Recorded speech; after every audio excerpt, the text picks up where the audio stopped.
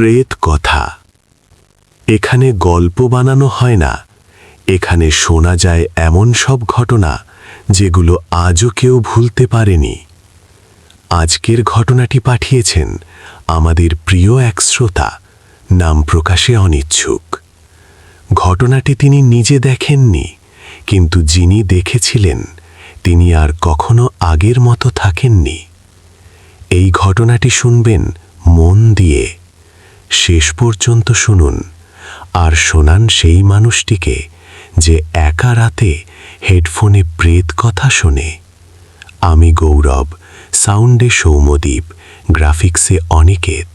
শুরু হচ্ছে আজকের ঘটনা। ঘটনাস্থল একটি ছোট রেল স্টেশন, লোকমুখে যার নাম বলা হয় না। টিকিট কাটার সময় আজও লোকেরা অন্য নাম বলে।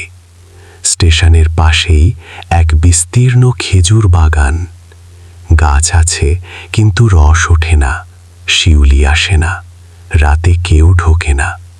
দিনে জায়গাটা সাধারণ, কিন্তু সূর্য ডোবার পর হাওয়ার শব্দ বদলে যায়।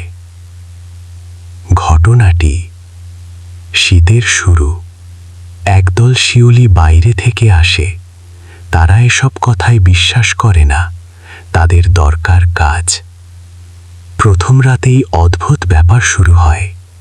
হাড়িতে রস জমে না, গাছে উঠলে মাথা ঘোরে, রাতে কেউ যেন নাম ধরে ডাকে। লণ্ঠনের আলো হঠাৎ নিভে যায়। একজন বলে,